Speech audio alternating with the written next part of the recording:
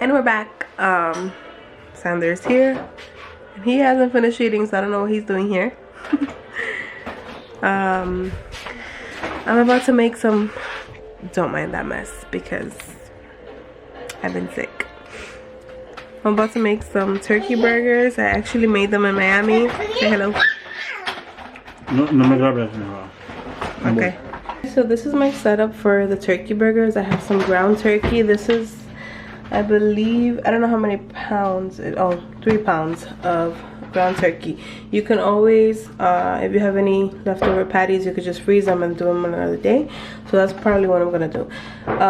So I have some ground turkey, red bell pepper, which I'm only gonna use half of, some garlic powder, some sofrito that I made, which I'll probably show how I make in another video, because this is pretty much the base of every Spanish or every Dominican meat.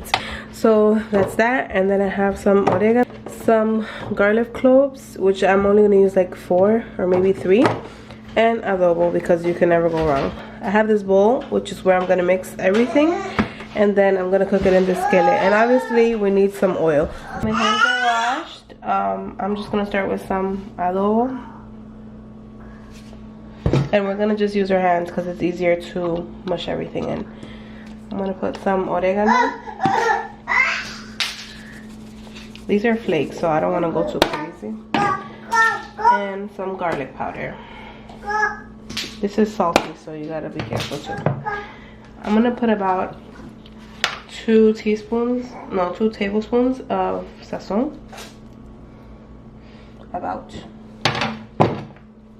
of sofrito. I just call it sazon because of, you know. And we're gonna mix that first and then go back for the vegetables. So we're just gonna get into the nitty-gritty.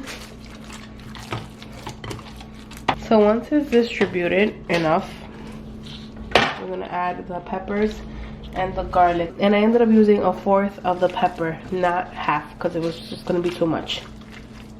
So again, just hold it in. And wow, this is so cold. My hands are freezing. Yeah? Yeah. Shout out to JC who's recording.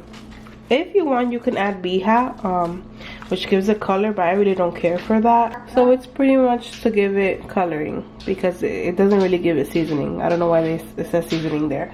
Pretty much you're just gonna scoop some and make it into a ball and then flatten it out. The flatter the better, honestly, just because they tend to like bulk up when they're cooking. So the fatter they are, the better. The flatter, I meant. The thing about it is that you know what's going into your patty, so you don't have no extra stuff that you don't know about. Like when you go buy a burger, you don't know who made it, how clean they were or how clean they were not.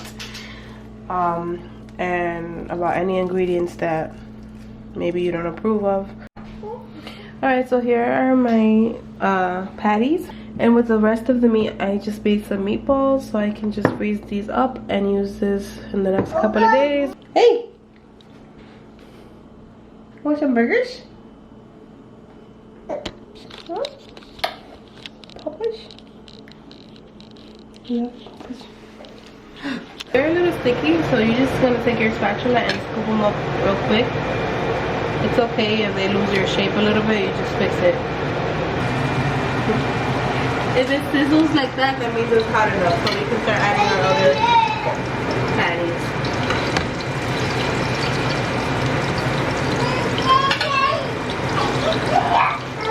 And I'm gonna do about 4 or 5 at a time and adjust the temperature as I see fit, because we don't want them to get soaked in the oil, but we also don't want them to burn. Probably gonna cook for about 2 minutes on each side, and then we're gonna flip them or check them and see if they need an extra minute.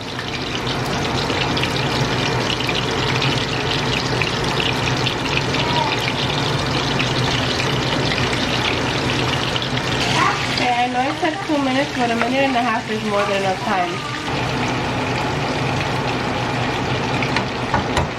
Okay guys, so my turkey burgers are pretty much done.